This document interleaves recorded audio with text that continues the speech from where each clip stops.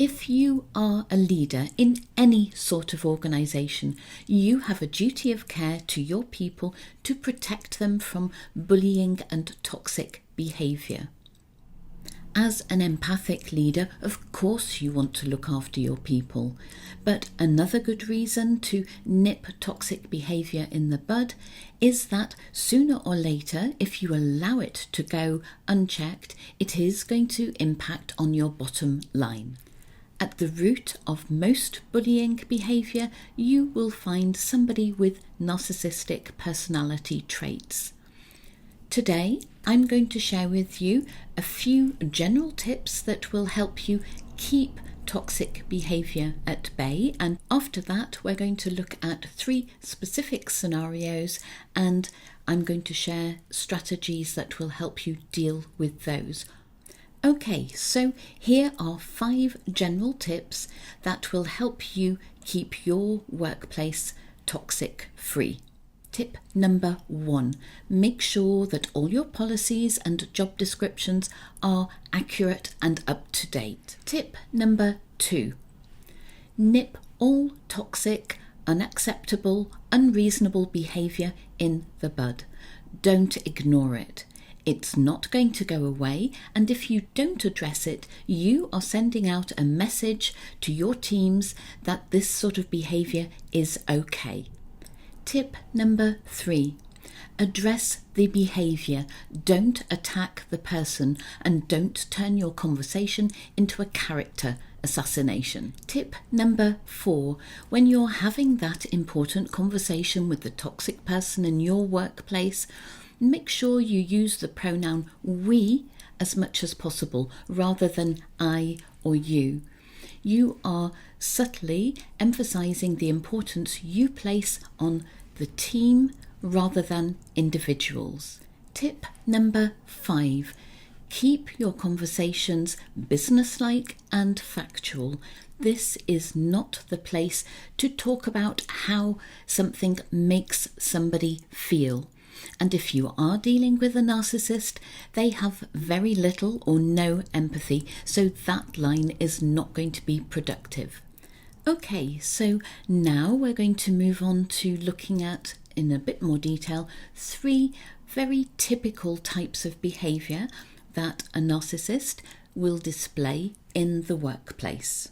The first one is taking credit for other people's work. So what can you do to reduce the occurrence of this? Firstly, you can encourage a culture of recognition where everybody's contribution to a project is recognised and acknowledged. You, or leaders reporting to you, can make a habit of asking people working on projects what their contribution is or has been, showing that there is somebody keeping tabs on what is being done by whom.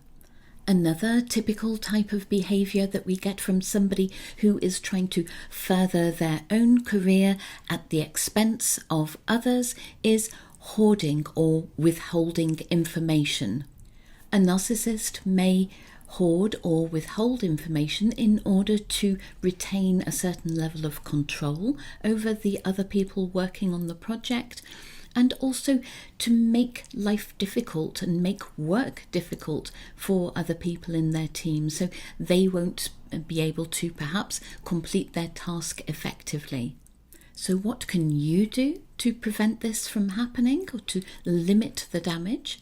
You could implement a transparent information sharing protocol, making sure that everybody has equal access to all the information.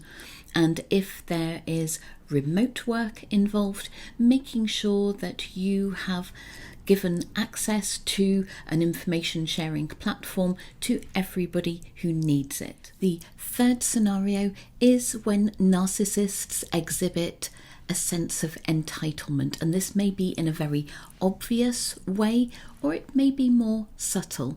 But if you follow the first 5 tips that I gave you at the beginning of this video, then that will ensure that you have a uniform policy that you can then have robust conversations about and refer them to these policies and job descriptions, so that when they are attempting to disrespect boundaries in order to procure certain favours for themselves, it's easy to nip that in the bud and to keep it a level playing field for everybody concerned.